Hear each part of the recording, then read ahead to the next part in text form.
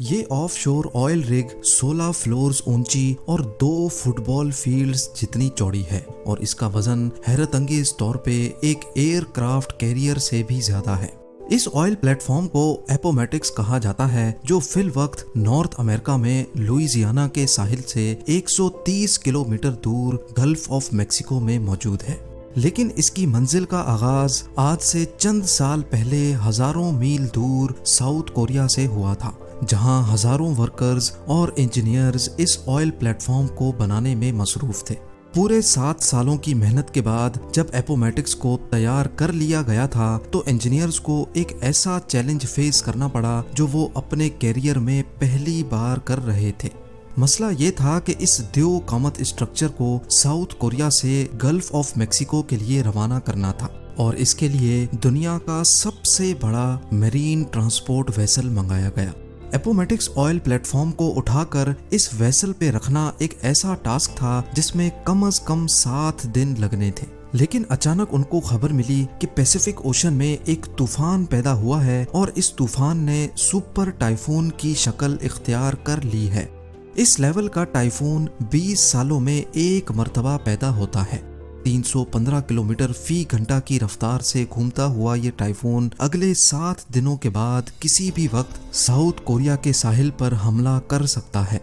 और ये बात तो हम सबको मालूम है कि सुपर टाइफून जब कहीं हमला करता है तो नुकसान पहुंचाए बगैर नहीं जाता।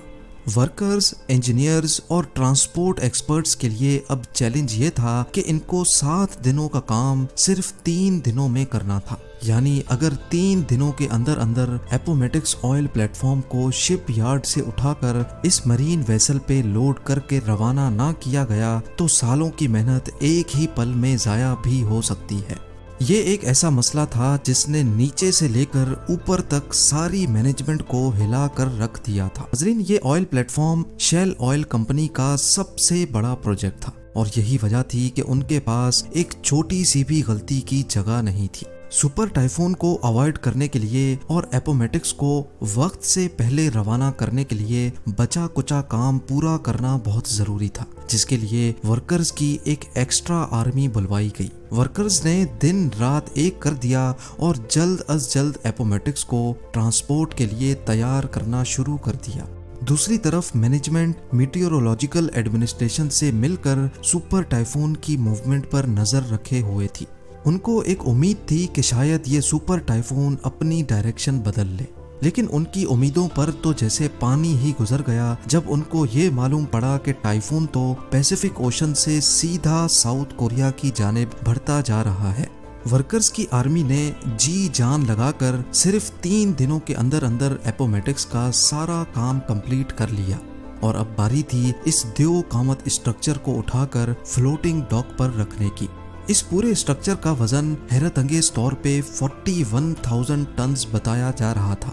इतना ज्यादा स्टील तो बुर्ज खलीफा की कंस्ट्रक्शन में भी इस्तेमाल नहीं हुआ था जितना इस ऑयल प्लेटफॉर्म पे लगाया गया था। बड़े बड़े हाइड्रोलिक जैक्स की मदद से एक एक इंच करके इसको धकेला गया और फ्लोटिंग ड्राई डॉक पर रख दिया गया। टग बोट्स की मदद से फ्लोटिंग डॉक को खींचकर शिप यार्ड से दूर ले जाया गया, जहां से इसको इस मरीन वेसल में लोड किया जाना था।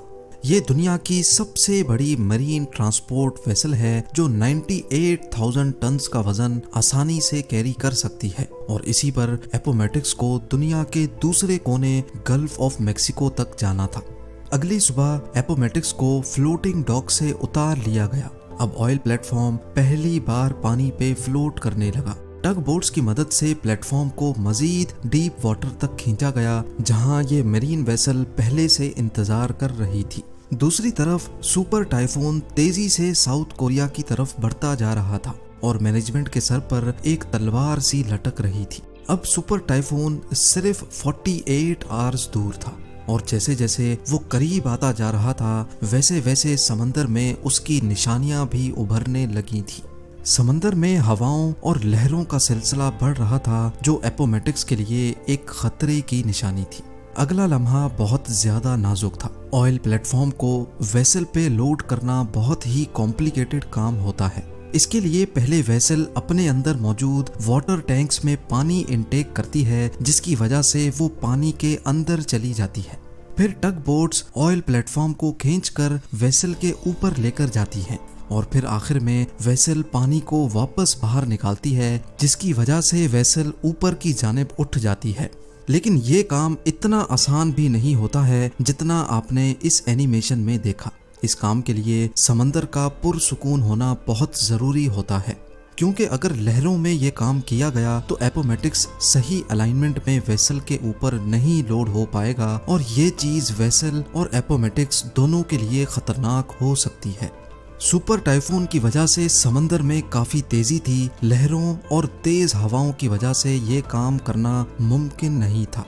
दूसरी जानिब वक्त बड़ी तेजी से गुजरता जा रहा था और सारी टीम का स्ट्रेस लेवल काफी ज्यादा हो चुका था।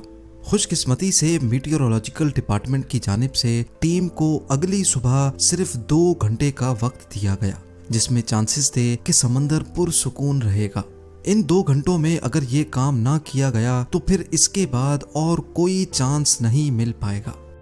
सुपर टाइफून अब सिर्फ 36 घंटे दूर था। सुबह सवेरे जैसे बताया गया था, समंदर पूरी तरह से पुरसुकून था। पहली फुर्सत में ऑयल प्लेटफॉर्म को वेसल के ऊपर खींचकर लाया गया और वेसल ने उसको पानी से निकालकर अपने ऊपर लोड कर लिया। सुपर टाइफून से कई घंटे पहले एपोमेटिक्स आखिरकार साउथ कोरिया को अलविदा करने में कामयाब हो चुका था। शेल ने अपने ऑयल प्लेटफॉर्म को सुपर टाइफून से बचाकर पहला चैलेंज तो कंप्लीट कर लिया था, लेकिन इसका मतलब ये नहीं कि अब आगे और कोई चैलेंज नहीं आने वाला। कई महीनों के सफर के बाद साउथ टेक्सास में ऑयल प्लेटफॉर्म को दोबारा अनलोड किया गया, क्योंकि 4 मॉड्यूल्स ऐसे थे जिनको यहाँ पर मैन्युफैक्चर किया जा रहा था। मॉड्यूल्स को एक एक करके प्लेटफॉर्म पे फिट किया गया और एक बार फिर से इसको 130 किलोमीटर दूर अपनी मंजिल के लिए रवाना किया गया, जहां इसको अगले 40 सालों तक रहना था। पूरे 7 सालों की मेहनत के बाद आखिरकार अब वो घड़ी आ चुकी थी जब एपोमेटिक्स को 30,000 फीट नीचे ऑयल वेल के साथ कनेक्ट करना था। जिस जगह एपोमेटिक्स पानी में फ्लोट कर रहा है, यहाँ समंदर का बॉटम 7,400 फीट डीप है। ये इतनी ज्यादा गहराई है कि इसमें लगभग 3 बुर्ज खलीफा फिट आ सकते हैं। लेकिन जिस ऑयल वेल से एपोमेटिक्स को कनेक्ट करना था, वो हैरान कुन तौर पे इस गहराई से भी मजीद 22,600 फीट नीचे थी। समंदर की इतनी गहराई में पानी का प्रेशर बहुत ज्यादा होता है, जहां पर किसी इंसान का जाना और फिर वहां कोई मिशन अंजाम देना इम्पॉसिबल होता है। लिहाजा समंदर के बॉटम पे ऑयल वेल की ओपनिंग के साथ एपोमेटिक्स को कनेक्ट करने के लिए remotely operated under water vehicle को इस्तेमाल करने का फैसला किया गया। इंस्टॉलेशन क्रू, जो कि एक अलग प्लेटफॉर्म से अंडर वाटर पाइपलाइंस को इंस्टॉल कर रहा था, उन्होंने ROV को क्रेन की मदद से समंदर के अंदर भेजा। ये एक बहुत ही कॉम्प्लिकेटेड काम होता है, जिसमें पाइपलाइन को ठीक ऑयल वेल की ओपनिंग के ऊपर जाकर लैंड कराना होता है। 7,400 फीट नीचे ये काम इतनी एक्यूरेसी से अंजाम देने का कंट्रोल ऊपर बैठे ROV ऑपरेटर के हाथ में होता है, जो किसी वीडियो गेम की तरह ये मिशन परफॉर्म कर रहा होता है।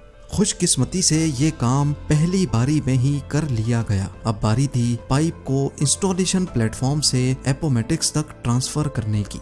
इस प्रोसेस को राइजर ट्रांसफर कहा जाता है, जिसमें 4 अलग अलग वेसल्स एक साथ काम करती हैं। पहले एपोमेटिक्स में से एक चेन निकाली गई, फिर ROV ने ये चेन लेकर दूसरी शिप तक पहुंचाई। इस शिप से ये चेन दूसरे प्लेटफॉर्म ने खींच ली और फिर आखिर में एपोमेटिक्स से इस चेन को खींचकर पाइप को अपनी तरफ कर लिया गया। इसके बाद शुरू किया गया ड्रिलिंग का काम। सी बेड से भी हजारों फीट नीचे, लगभग 22,600 फीट नीचे पाइप को ऑयल वेल तक ड्रिल करना था। कई महीनों की ड्रिलिंग के बाद आखिरकार पाइप ऑयल वेल तक पहुंच चुका था। अब बारी थी ऑयल को पंप करने की।